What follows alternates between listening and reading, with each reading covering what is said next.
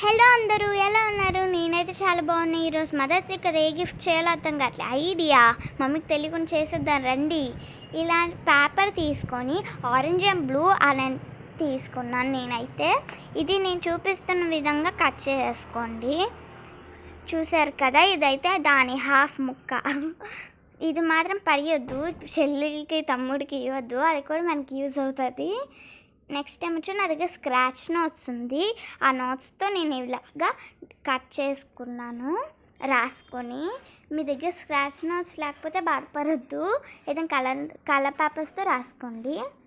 ఇది ఒక rule book, మీకు నచ్చిన రూల్ బుక్ తీసుకొని ఈ విధంగా నేను చూపిస్తున్న విధంగా సర్కిల్ అనేది డ్రా చేసుకోండి. మీకు తగ్గట్టుగా మధ్యలో డాట్ మాత్రం కంపల్సరీగా పెట్టండి ఎగ్జాక్ట్గా. నేను ఇక్కడ చూపిస్తున్న విధంగా కట్ చేసుకోండి. ఇలా ఫోల్డ్ చేసి ఎగురు దిగురు రాకుండా నీట్గా కట్ చేసుకోండి. నెక్స్ట్ టైం వచ్చి ఇప్పుడు నేను ఒక ఫోల్డింగ్ అనేది నేర్పిస్తాను. ఆ ఫోల్డింగ్ చూడండి, ఇదిగోండి. ఇక మధ్యలో డాట్ ఉంది కదా, ఒక సైడ్ మనము తీసుకొని ఆ మధ్యలో డాట్కి తగ్గట్టుగా ఫోల్డ్ చేసి పెట్టాలి. ఒక ఫ్లవర్లా వచ్చింది కదా, అలాగే దానికి ఆపోజిట్ సైడ్ కూడా పెట్టాలి.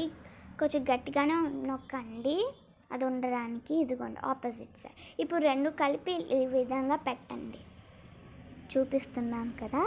అలా గట్టిగా ప్రెస్ చేసి ఒక 2 minutes ఉంచాక దాని మీద ఒక లవ్ సింబల్ లాగా కట్ చేసుకోండి. నేను చూపిస్తున్న విధంగా కట్ చేసుకున్న తర్వాత ఒక లవ్ సింబల్ షేప్ లాగా ఫ్లవర్ వస్తుంది. దాన్ని కూడా పక్కన పెట్టుకొని ఇక్కడ నేను చూపిస్తున్న విధంగా బ్లూ పేపర్ని ఇలా కట్ చేసుకొని ఆ తర్వాత ఆరెంజ్ పేపర్ అంటించుకొని I love you mom, happy mother's day అని రాసుకొని కింద ఒక టైటిల్ పెట్టా, లాస్ట్లో చెప్తాను. ఈ విధంగా అంటించేసుకున్నాను. నెక్స్ట్ ఇది ఉంది కదా, ఇది కూడా అంటించుకోండి.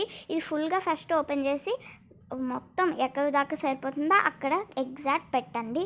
ఇక్కడ నేను చూపిస్తున్న విధంగా పేపర్ ఫోల్డ్ చేయండి. సారీ, ఇది ముందు చెప్పలేదు. ఇది ఇదిగో ఇలా డిజైన్ చేస్తాను. ఇంకా ఫుల్గా అయితే ఇది చూడండి. ఇక కింద టైటిల్ ఏం పెట్టానంటే you are happy, I'm also happy, happy mother's day gift I'm వచ్చి పైన పెట్టాను. Happy mother's day, I love you. Gift ఏమొచ్చో మీరు ఎంత పెద్ద గిఫ్ట్ పెడతారో దానికి తగ్గట్టుగానే పెట్టుకోండి. మీరు క్రాస్గా కూడా పెట్టుకోవచ్చు, ఓకేనా.